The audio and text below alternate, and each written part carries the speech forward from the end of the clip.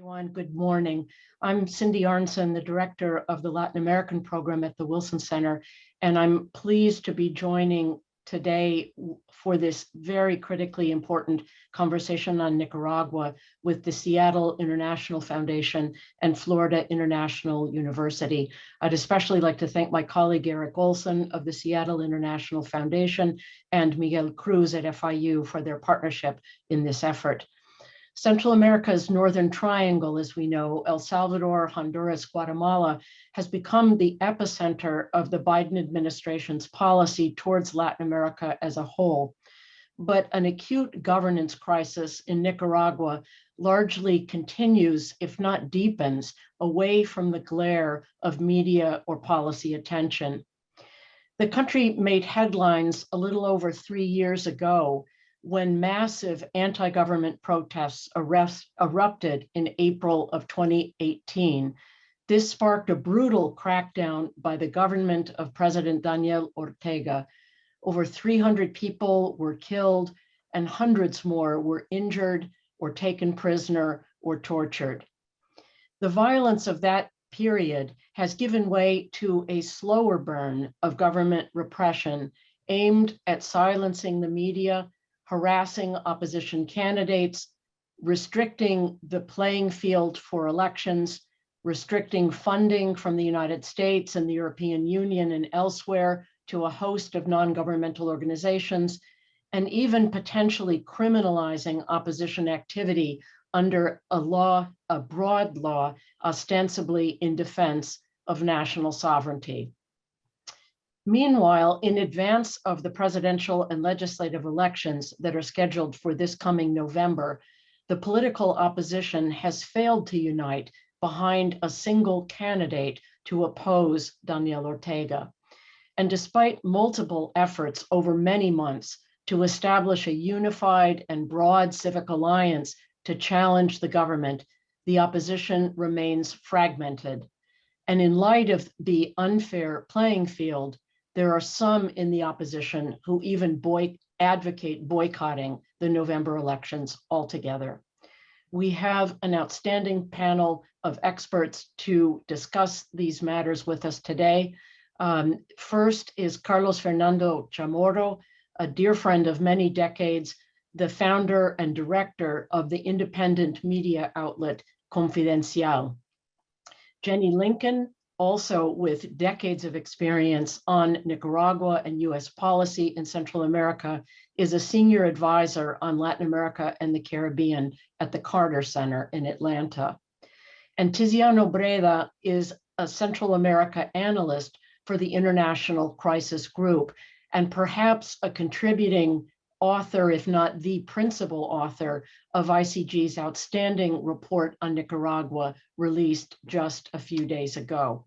And now I am delighted to turn the program over to Mirte Postema of the Seattle International Foundation to moderate today's discussion. Thank you all for joining us. Thank you very much, Cynthia, and thank you everyone for joining us today. I'll give you a couple of logistical announcements. We have translation for today's event, so if you are joining us on Zoom, please go to the bottom of your screen and click the little globe that says interpretation. If you're joining us on social media, please join us in Zoom for the to access the interpretation.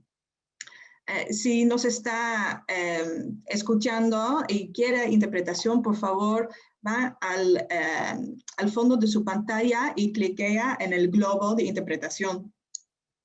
We will do this event in a mix of English and Spanish, and I think what everyone is looking to hear, as Cynthia mentioned, there's a lot going on in Nicaragua right now, and there's a lot that has been happening in the last week. And I want to invite Carlos Fernando to share that with us, what is happening in the country right now, and also in light of yesterday's surrounding of the offices of Confidencial by riot police. How are things right now? Gracias, Mirte, y buenos días a toda la audiencia y los colegas en el panel. Creo que en Nicaragua los pronósticos que se hacen o resultan ser erróneos o simplemente caducan en un periodo muy corto de tiempo. El miércoles pasado, el secretario general de la OEA, Luis Almagro, dijo: Nicaragua se encamina a la peor elección posible. Y se refería a la falta de una reforma electoral y, por el contrario, a la contrarreforma del Frente Sandinista, que endureció el control de ese partido sobre el sistema electoral. Se refería también al nombramiento de 10 magistrados del Consejo Electoral totalmente leales al presidente Ortega, que busca la reelección, y al partido Frente Sandinista. Y se refería a la falta de libertades y a la falta de observación internacional que no ha sido autorizada por el régimen y que más bien vuelven a introducir en la ley el concepto del acompañamiento electoral. Hoy, una semana después, el peor escenario que describió Almagro es mucho peor. No solamente porque, como decía Cynthia Anson hace un momento, la oposición nicaragüense está dividida y fragmentada, sino porque ya hace 3 días, el día martes, el Consejo Supremo Electoral eliminó la personería jurídica del Partido de Restauración Democrática sin ningún asidero de ley. Simplemente no vale la pena ni siquiera describir el pretexto que utilizaron para eliminar la personería jurídica, simplemente decir: eliminaron, por lo tanto, la casilla electoral de uno de los 2 bloques de la oposición, de la coalición nacional, que representa algunas de las aspiraciones y de las organizaciones que surgieron en las protestas de abril de 2018. Y al eliminar a la coalición nacional, inició ya el proceso de inhibición de hecho de algunos de los precandidatos presidenciales que estaban inscritos en este grupo y ahí van a competir por su nominación presidencial. Estoy hablando de Félix Maradiaga, de Miguel Mora, de Luis Fley y de otros. Y el día de ayer se produjo el asalto y el allanamiento ilegal contra la redacción de Confidencial, el medio que yo dirijo desde hace 25 años, que ya fue asaltado, confiscado y robado totalmente en diciembre de 2018, y hoy, de acuerdo al Estado de Nicaragua, violando su propia constitución, lo confiscó y lo convirtió en un supuesto centro de salud, aunque realmente sigue siendo un cuartel policial. Yo estuve en el exilio 11 meses en Costa Rica y regresé a finales de 2019 a reclamar mis derechos, siempre con el medio confiscado. Habilitamos una pequeña oficina para tener un estudio de grabación en un centro de oficinas corporativo, y eso fue lo que asaltó ayer la policía, sin orden judicial. Se robó todos los equipos, capturó a un camarógrafo y lo tuvo secuestrado durante 7 horas, luego lo liberó. Y bueno, quiero decir que este medio de comunicación también enfrenta censura televisiva. Nuestros programas de televisión y otros medios independientes no pueden difundirse en la televisión abierta y en el cable. Esto es simplemente una expresión de una escalada de cierre de los espacios políticos contra la libertad de prensa y la libertad de expresión en el país. Y hay situaciones mucho peores que enfrentan los ciudadanos cuando quieren manifestarse en el país y ni siquiera pueden salir a la calle a exhibir la bandera nacional, la bandera azul y blanco, porque eso es un delito de acuerdo a las reglas del régimen. Yo estuve en Washington la semana pasada, conversé con algunas personas muy informadas sobre el entorno institucional de Nicaragua, pero sinceramente me sorprendió mucho la falta de entendimiento y conocimiento que hay sobre la anulación de la libertad de reunión, de la libertad de movilización, de la libertad de prensa y la libertad de expresión en Nicaragua. Es decir, vivimos bajo un estado policial, y estoy hablando literalmente de un estado policial en el que el precandidato Félix Maradiaga está hoy casa por cárcel. El precandidato presidencial Juan Sebastián Chamorro, que vive a 300 metros de mi casa, está casa por cárcel. Y en este momento, mi hermana Cristiana Chamorro, que también es precandidata presidencial está siendo sometida a una presunta investigación por lavado de dinero en la Fiscalía, en el Ministerio Público, en un acto de criminalización de una organización no gubernamental que ella dirigía, que apunta claramente a despojarla de sus derechos políticos y a inhibirla. Esa es la situación actual de Nicaragua, es decir, unas elecciones que no tenían, como explicó el secretario Almagro, condiciones de ser transparentes, justas, y que tampoco existían los mecanismos de confiabilidad para contar los votos, tampoco serán competitivas, porque el régimen ya inició el proceso para excluir partidos, excluir candidatos y seleccionar quiénes son los que supuestamente participarían en la elección del 7 de noviembre. Una última palabra. A pesar de esta crisis, la reacción de algunos de los principales líderes políticos hoy no ha sido todavía llamar a la abstención. Hay, creo yo, una enorme preocupación y una comprensión de que la abstención favorece a la dictadura. Estas son unas elecciones que se realizan sin segunda vuelta. Ortega eliminó eso del estatuto de la ley. Puede ganar la elección o se la puede robar con 100 votos, con 1000 o con 10,000. La oposición requeriría 250,000 votos para ganar, para mitigar, para desmantelar el fraude electoral. Hay una situación de total incertidumbre hoy en el país y ese es el estado que puedo describir. Gracias, Carlos Fernando. Esto es un escenario muy preocupante y quiero recordar a todos que pueden hacer sus preguntas a los panelistas en el Q&A. Y quiero seguir con Jenny. Ahora, Jenny, and I'll continue this in English. You have been in many an election observer in Nicaragua. How are you seeing, how are you looking at this coming election? Well, thank you, Marta. I'm going to speak in English, my native language first. I'll probably, since it's on Nicaragua, be thinking in Spanish and may go back and forth. But I'd like to reflect on the experiences in Nicaragua and look at the context today.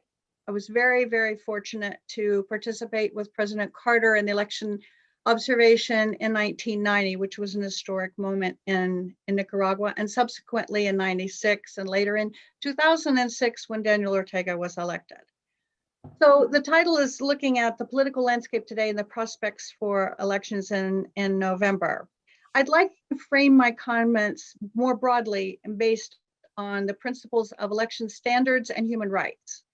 And those who consider the universality of human rights can translate that to application for participation, the key fundamental right to participate in public affairs. So what are the conditions? What do we need to look at in Nicaragua right now? A democracy expresses the will of all of the people. And a genuine democratic election must be conducted in an environment that guarantees the full participation of all of the people. Just a few fundamental principles here are required, and they're required by the government to implement, to undertake elections in a free and fair situation. A freedom of peaceful assembly and association, movement without restrictions, a freedom of expression, of opinion, and access to information. A third is citizen security, all citizens, security. And last, the access to justice, to respond to any individual confrontation in a free and fair manner. None of these conditions exist in Nicaragua today, none of them. And this is why what Carlos Fernando said is so important, the reflections of the Secretary General, the complaints that have come from the international community. Unless they are heard and unless the government responds, there's no rolling back. the conditions for elections are at risk. They're at risk not only for the opposition candidates, but for voters to go to the polls and to participate in the electoral administration. One final comment. If you step back and look at the electoral law of Nicaragua, it provides a lot of the elements of participation and guarantees. The question is, how is that law implemented? And where is the transparency in the implementation of that law? Those two elements also contribute to the risk of these elections and to the risk to the democracy in Nicaragua. I'll close there y espero sus preguntas. Gracias. Thank you, Jenny. In that sense, I'd like to turn to Tiziano. Tiziano, as Cynthia already mentioned, International Crisis Group published a report just a couple of days ago warning about the risks for a rigged election in Nicaragua, and also warning that there could even be more repression and social unrest. Could you explain your concerns in this regard? Thank you so much, Mirte, and thank you so much to the Seattle International Foundation, the Wilson Center, Cynthia, for the kind words. It's really an honor to be here, and I'm humbled to be joining this panel alongside illustrious colleagues such as Jenny and Carlos Fernando, whose work I really admire. And thanks to all who are dialing in, for the questions that are arriving, for the discussion. So, as you mentioned, in Crisis Group, we precisely try to assess what the consequences of a disputed and evidently fraudulent election in Nicaragua could be, given that this is a very different election compared to previous ones.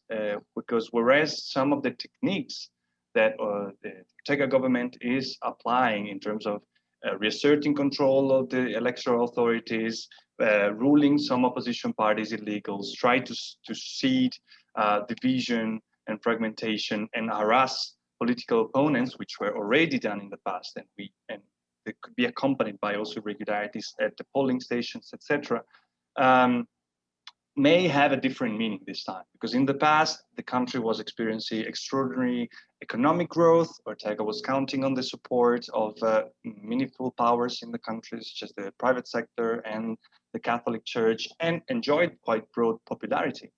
But the difference this time is the 2018, of course, legacy, both in terms of what it meant for the decay of Ortega's support, and also for the grievances and the griefs that remain in the country and the tensions that were opened and rekindled in the country. So we look at two main areas, basically, with a possible third spillover effect of fallout of a rigged election. The first one is, of course, as you were mentioning, the possibility for a fresh wave of mass unrest and political turmoil. And of course, it's hard to foresee what can happen in Nicaragua, as Carlos Fernando rightly pointed out.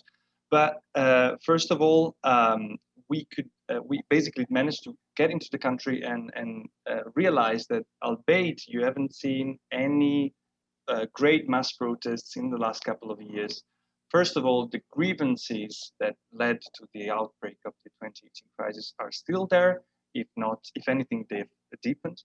The control that Carlos Fernando was referring to in terms of enforcing a police state with police patrols in each roundabouts of Managua, in main highways in the country, through the harassment of opponents, through the enforcement of an intelligence gathering system, which is really articulated and involves not only party loyalists or security forces, but even, in our experience, from what we heard, ex-convicts that were being released in recent years, and even parking valets in the markets parking spots, which basically made dissent go under the surface, because and political discussions have become even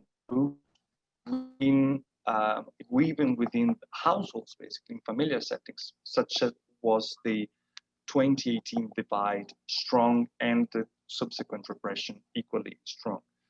But exactly, under the surface, the grievances are still there, and the 2018 repression left an added layer of grief and sorrow and anger, possibly, that can make things different this time. And even the case of a rigged election, there could be a chance for an uptick or a rekindling of tensions and prompting a new wave, or at least some form of manifestation of unrest. But that, I will add this caveat, just in the case that the opposition manages to band together, the two main opposition blocs manage to band together and back one broadly supported and popular candidate, which offers a credible alternative to Ortega. Because so far, the fragmentation, the rifts between the opposition nurtured the also disillusionment and deception that you could feel by talking to Nicaraguans throughout the country, and which also contributes to the lack of protests. But the unrest could also come further down the line, because the re-election of Ortega under very disputed and irregular, illegitimate, if you want to put it that way, circumstances, also risks deepening the country's or the government's isolation internationally, which has been already the case. A lot of support has been withdrawn from foreign partners and replaced by condemnation, and which has translated into a plummeting of foreign direct investment from $1 billion in 2017 to just $182 million in 2020. Likewise, the multilateral financial institutions, under US pressure as well, under the NICA Act, have started to block basically new funding to the country, particularly the World Bank, the IMF, and the Inter-American Development Bank. And the effects of this contraction in the foreign support, investment, and cooperation has just started to be seen in the country, to be experienced. Of course, it's been made worse by the arrival of the pandemic and the impact of the hurricanes last year. But another 5 years of this blockage to international funding, dropping foreign investment, etc., could have serious repercussion in a fragile economy in one of the countries, of the continent's poorest countries, actually, with deep humanitarian consequences for the population. So on one side, that could activate some economic grievances that could turn into manifestation of dissent. And on the other hand, the spillover effect is that it could prompt an uptick in outbound migration, which of course, first of all, interests Costa Rica, neighboring Costa Rica, due to historical migration pattern, and whose authority in Costa Rica are already at capacity to deal with the increase of asylum requests that came since 2018. We're already talking about 90,000 asylum requests. And of course, who's also experiencing a very dire economic situation due to the pandemic, and the conditions of Nicaraguans in Costa Rica and Panama and elsewhere have really worsened during the pandemic. And this could even change the historical pattern and maybe prompt many to choose to go on a different route, basically northbound towards the northern country of Mexico and the US. These are the main areas that we try to assess in the document. And thank you so much again for inviting me. I look forward to the discussion. Thank you very much. Thank you, Tiziano. We are already receiving a lot of questions from you, which is wonderful. And I will start posing the first one, because there are a lot of questions about that this scenario for these elections looks really complicated. What would need to be done for these elections to take place in a fair manner? So what would have to happen for that? And we're also getting a lot of questions about the role of the opposition and whether you think it could be feasible that there's going to be one single candidate from the opposition. Who would like to start? Carlos Fernando? Son preguntas muy difíciles porque es imposible, creo yo, pronosticar una salida o diagnosticar. Yo no soy diplomático y por lo tanto no conozco lo que desde la comunidad internacional podría ser lo más efectivo en esta crisis, pero sí, al menos como ciudadano y como nicaragüense, insisto en que la única salida está aquí, en Nicaragua, en la posibilidad o no de recuperar la libertad de reunión, la libertad de movilización y lograr la suspensión del estado policial. ¿Cómo se puede hacer eso cuando estamos asediados y controlados por la policía? No lo sé, pero ese es el desafío fundamental. Evidentemente se requiere de más voluntades, de más fuerzas, de que se sumen otros sectores de la sociedad nicaragüense, el sector empresarial, las comunidades de liderazgo de la Iglesia Católica y otros en este proceso. Lo que hay en Nicaragua es una situación completamente absurda en la que la normalización de la violencia se va traslapando con un supuesto proceso electoral que también es anormal. ¿Qué es primero, la reforma electoral o la suspensión del estado policial? Posiblemente ambas de manera simultánea, pero no se puede lograr la reforma electoral si no se le arrebata el poder a Ortega, si no entra en crisis y en conflicto, y eso solo puede ser posible con la recuperación de esos espacios políticos, con la oposición casa por cárcel, con la oposición encarcelada. Es muy difícil plantear y pensar que estos son elementos que van a ejercer más presión sobre Ortega. Agregamos a eso el problema de la fragmentación y la división, que representa un fracaso también de los liderazgos políticos nicaragüenses, algunos por ceguera política ideológica de no entender que esta crisis plantea y demanda una verdadera relanzamiento del pluralismo y de la unidad nacional y de la unidad en la acción, por lo menos. Pero yo no puedo atreverme a pensar o analizar qué es lo que van a hacer los líderes políticos. Están confrontados con la peor de las crisis posibles.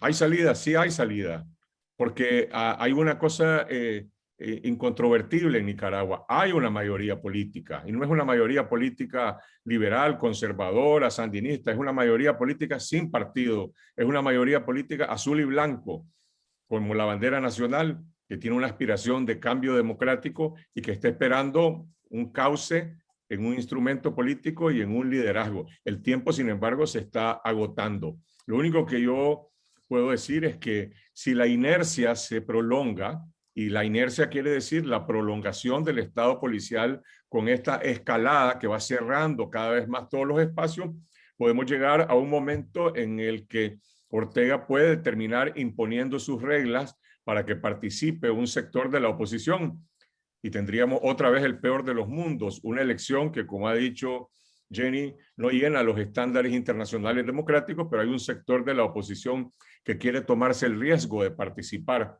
para documentar el fraude o para participar de alguna forma. ¿Va a legitimar al régimen, a la reelección de Ortega de esa manera? No sé, son muchas preguntas sobre las cuales yo no tengo respuesta. Yo como periodista lo que veo es una crisis profunda en la cual el peor enemigo de las esperanzas nicaragüenses es la inercia, es la parálisis, es la falta de capacidad de arrebatarle la iniciativa política a la dictadura.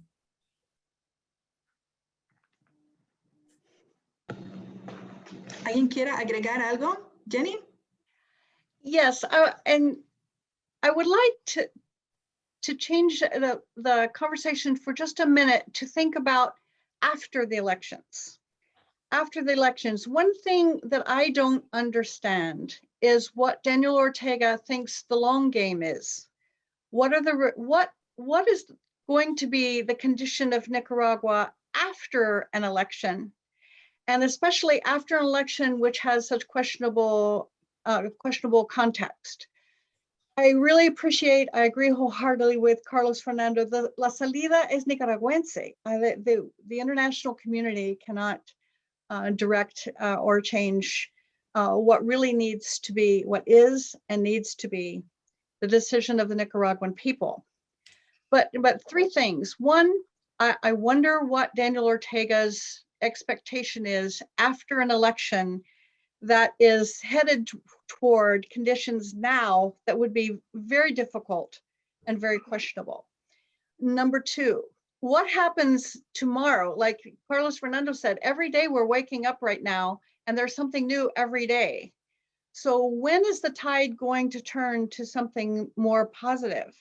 And when will the government realize that what the screws that they're turning right now on the Nicaraguan people are only going to hurt everybody? And the third question would be also for the opposition, because one of the questions that is fundamental too is the fact that they haven't unified or haven't been able to work together in a way that is under the complete blue and white flag. So those are just some reactions and thoughts to this conversation, and I hope that provokes other questions as well. Thank you, Jenny. Tiziano. Can I just retake precisely what Jenny was talking about, which is, I think, is crucial. What happens after the election in any scenario possible? And I mean, it's difficult to enter, of course, the El Carmen's mindset, but from the conversation that we had, basically with Sandinistas, but also diplomats who had managed to have contacts with Ortega's advisors, etc., it emerged that losing the election for Ortega is a life-threatening risk. So the end game is just perpetuation in power, regardless of what are the conditions in the country. What does that mean for the condition, for the economy, etc., etc. And it's a life-threatening risk, first of all, because, of course, there are a lot of allegations of embezzlement of public funds, of wrongdoings and corruption, particularly with the Venezuelan cooperation funds, but also, and particularly after the reports of human rights organizations and allegations that what happened in 2018 could be dubbed as a crime against humanity, is definitely concerning, possibly for the presidential couple. And secondly, and that's something that brings me back to Mirta's question about what the opposition, what could be done, etc.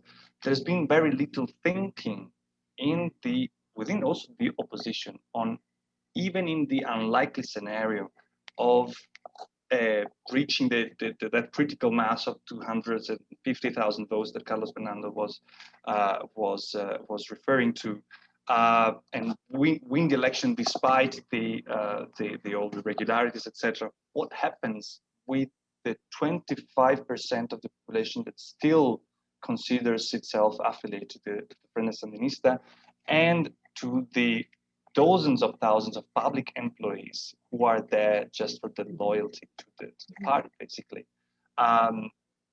The prospect of a witch hunt against Sandinistas in the unlikely case of a opposition victory also raises concern, first of all, of course, for the presidential couple, but also for the base, for the Sandinista base. So in terms of what could be done, of course, the decision, as both Jenny and Carlos Fernando referred to, needs to come from the inside. There needs to be an agreement on what are the minimum conditions that are acceptable to run in the election, which should be, unfortunately, realistic and pragmatic, we believe, and what should be done in any case to address the differences and the rifts that divide the country, of course, that were rekindled and were added a new one since 2018, but most of them, or many of them, dates back to the era of the post-revolution civil war, basically, of the 80s.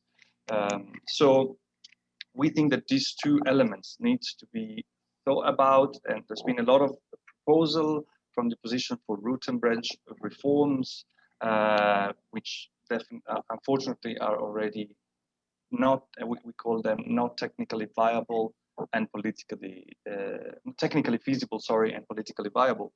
There needs to be an agreement of very small, very punctual things that are demanded adamantly internally, and could be first step to guarantee minimum condition. We, for example, believe that the recomposition of the Supreme Electoral Council is definitely a sine qua non condition, or at least a very important one.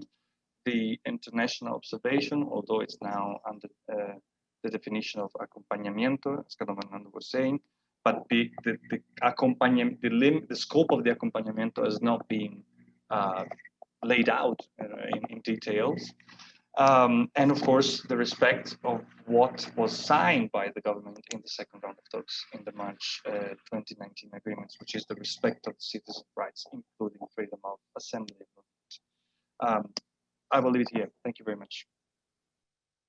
Thank you, Tiziano. We're getting several questions too about, logically, what needs to happen now? What needs to happen both in Nicaragua, and what should the international community do, if anything? Because there have been multiple sanctions in the last couple of years, but it seems like nothing of that has been constructive. So basically the question is, what's next? Carlos Fernando. Quería comentar antes algo sobre el futuro, y es muy riesgoso ponerse en el papel de los ortególogos que interpretan qué Ortega está pensando y qué está planeando. Solo me remito, por lo tanto, a algunos hechos. La política de Ortega es fundamentalmente del corto plazo. No está pensando en el largo plazo. Y sin embargo, algunos de los pilares de su política tienen componentes de mediano y largo plazo, esencialmente la economía. Nicaragua no es Venezuela y no es Cuba. La política corporativista de Ortega ha sido una política de promoción del sector privado, del gran sector privado, desde una perspectiva de tener el monopolio de la política y los empresarios compartir la economía. Y ha administrado aún en esta crisis de manera razonablemente responsable la macroeconomía.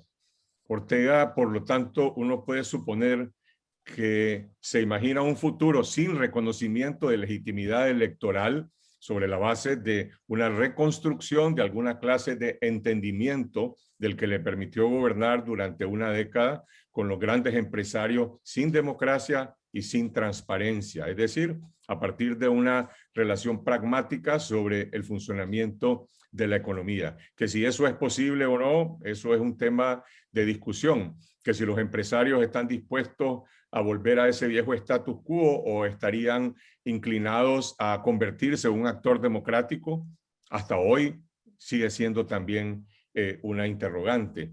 Y sí creo que también tiene consideraciones del entorno internacional, de su alineamiento con Venezuela, de su alineamiento con Cuba, de no moverse de ese esquema, en el sentido de que mantener un control del monopolio de la política sin democracia no es el único caso en el mundo donde hay un acomodo, una aceptación con el entorno internacional. Estará pensando y calculando de que tampoco Estados Unidos va a suspender a Nicaragua del CAFTA por las consecuencias que eso tiene para la economía nacional. Es decir, dentro de la irracionalidad de la dictadura hay ciertas señales de su barómetro que le dan alguna, digamos, previsibilidad.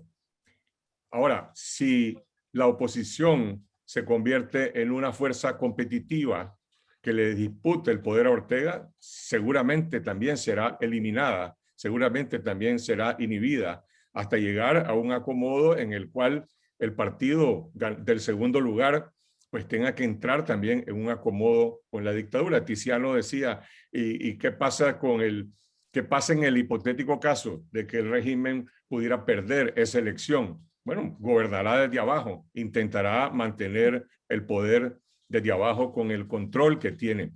El único camino para desmantelar la dictadura es una victoria arrasadora, con mayoría calificada para desmantelar la constitución y las estructuras de poder. Hoy en Nicaragua, aunque existe la mayoría política que puede proveer esos votos, no existen las condiciones para decir tengo optimismo de que esto va a ocurrir.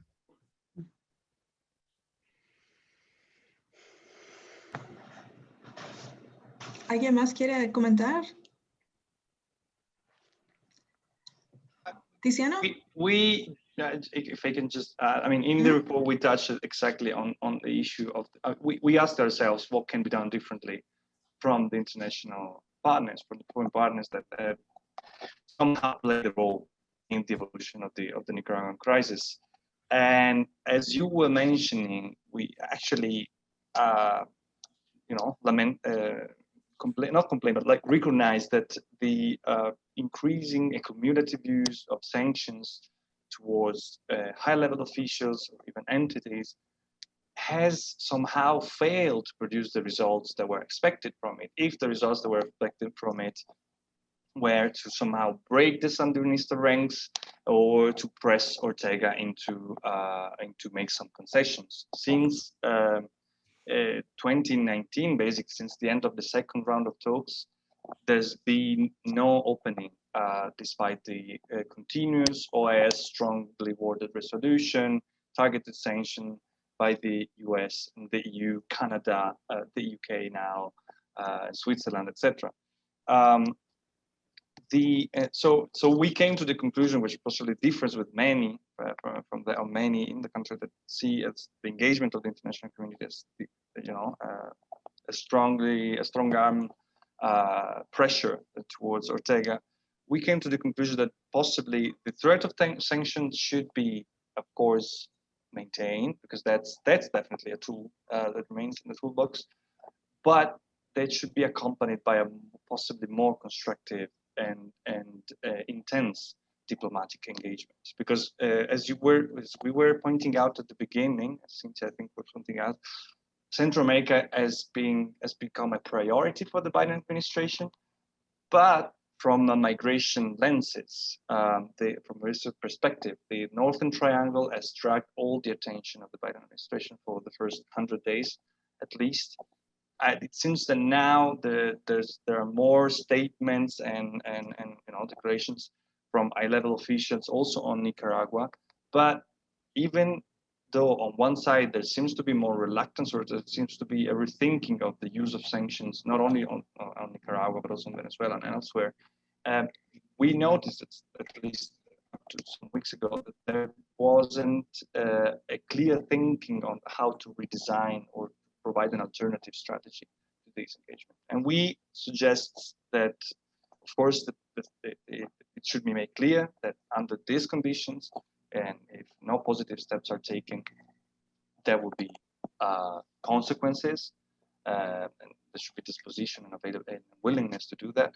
But on the other hand, and before that happens, there could be a space, a wiggle room to actually engage more actively with the government and try to also offer some relief at some point if the steps are taken in the contrary direction, so as to concede a minimally free and fair election, and leave the choice to Ortega, basically. Although, I mean, I understand that many will feel differently, but we thought that this could be an option.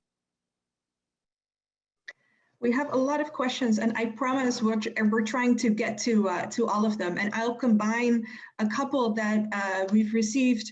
One is about the government's handling, or rather mishandling, of the COVID-19 crisis and of the misery that has caused. And there are several questions about what you think has been the impact of the mishandling of the COVID-19 crisis, whether that has cost the government any support or not.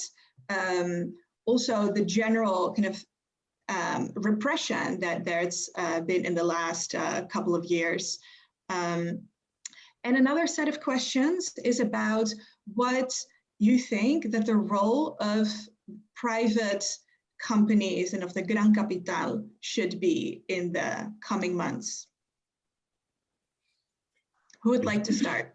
Quisiera comentar sobre la pandemia. La política del gobierno ha sido de negación, negligencia y propagación. Eso fue lo que ocurrió entre los meses de marzo y julio del año pasado. De acuerdo al gobierno de Nicaragua, nuestro país es un milagro mundial. En Nicaragua, según el Ministerio de Salud, han fallecido por COVID-19 solamente 182 personas. la tasa más baja de América Latina y posiblemente del mundo. En realidad, de acuerdo a las investigaciones que nosotros como periodistas hemos hecho con salubristas, con investigadores en temas de salud, haciendo comparaciones sobre el exceso de mortalidad de enfermedades como infarto, neumonía, diabetes y otras, en comparación al promedio de los últimos 5 años, el sobreexceso proyecta más de 9,000 muertos en Nicaragua, que sería el índice más alto de Centroamérica al menos. El impacto que tuvo la pandemia fue demoledor, sobre todo en ese ciclo, en ese pico del año pasado, y afectó severamente al gobierno desde el punto de vista político. Incluso más de un centenar de altos funcionarios del gobierno han fallecido por COVID-19. Estoy hablando de ministros, embajadores, asesores, jefes de la policía, altos cuadros políticos del Frente Sandinista. Y sin embargo, de alguna manera, como la represión y las masacres, el impacto político de la pandemia se asimiló y se normalizó. Y se normalizó porque la gente tiene que volver a la vida, tiene que reactivarse en la economía informal.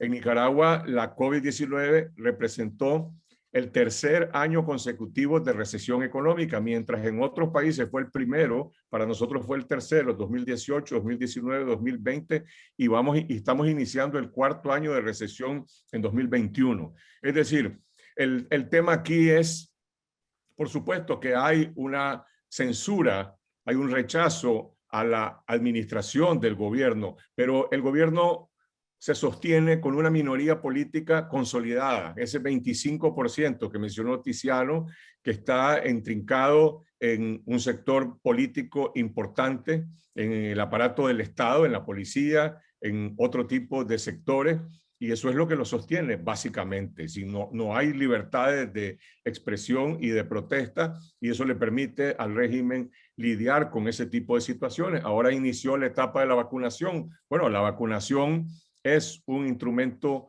de campaña política para el gobierno, se administra de manera discrecional para ello.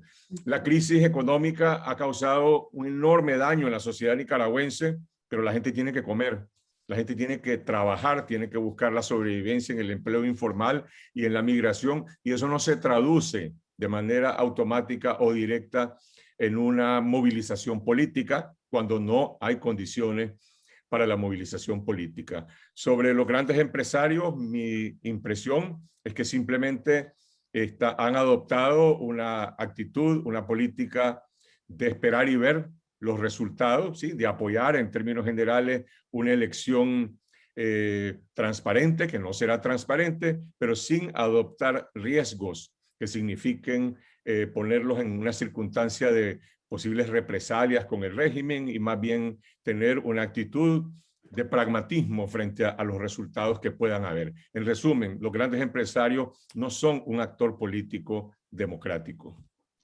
Mirta, puedo preguntarle a Carlos Fernando, por su perspectiva, ¿cuál es el impacto de la ley de agente extranjero sobre las elecciones? Bueno, esa ley, junto con otras, la de traidores a la patria, la de ciberdelitos, la de financiamiento del terrorismo, que es la que le están aplicando hoy a mi hermana Cristiana Chamorro, que había sido aprobada hace más de un año, son instrumentos de presión, de amenaza, de inhibición. En la práctica, esa ley no se ha aplicado. Muchas organizaciones decidieron no inscribirse en el Ministerio de Gobernación y no aceptar incriminarse como agentes extranjeros. Otras lo intentaron hacer y burocráticamente el Ministerio de Gobernación les impide registrarse. Algunas organizaciones internacionales se han retirado de Nicaragua. Pero vamos, que si ha tenido un impacto determinante, mi respuesta es no. Es simplemente un elemento más que se suma a las otras leyes que apuntan a crear condiciones para utilizarlas cuando sea necesario despojar de los derechos políticos a algunos de los candidatos.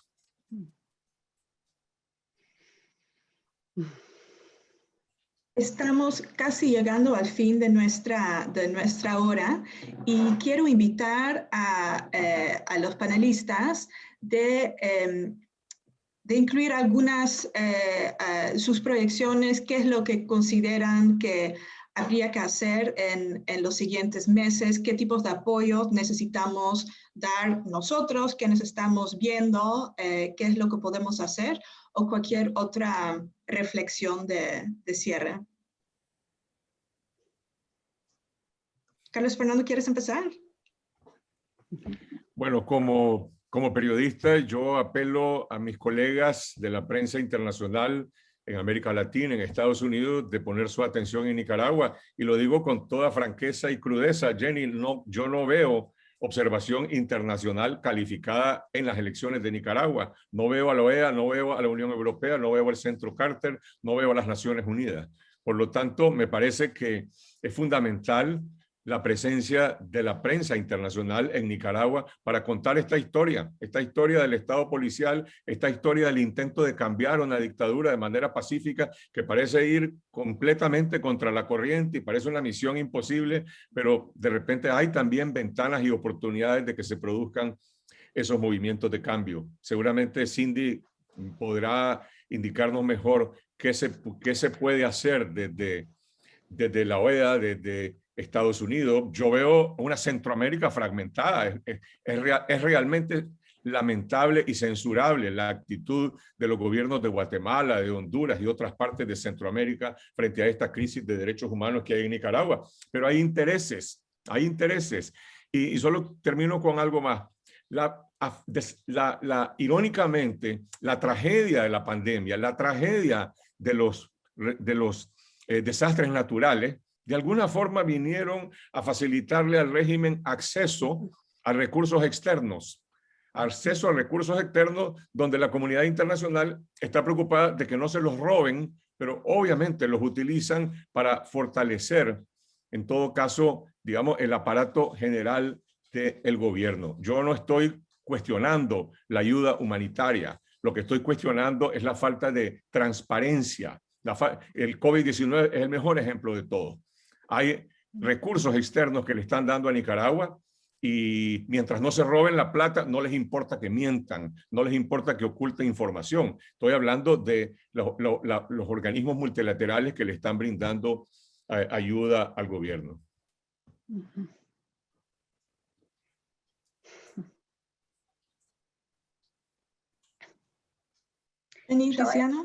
Shall I add? I am also very sad to think that international observation there are not conditions at this point. If the elections were held next month, there are no conditions for the international standards for elections.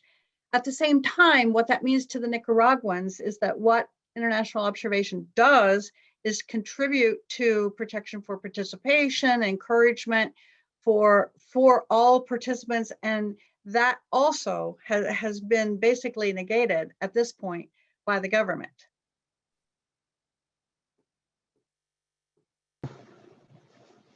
Realmente, bueno, voy a hacer las dos últimas intervenciones en español. Hay muy poco que agregar a lo que ya dijeron Carlos Fernando y Jenny, creo, sino que esas dos cosas, que no solamente pues que la prensa internacional, sino la diplomacia internacional, pues va a poner Nicaragua en el mapa, y que intente buscar maneras alternativas a las que se han buscado en los últimos años para pues presionar el gobierno a hacer ciertas concesiones y a garantizar unas mínimas condiciones para las próximas elecciones.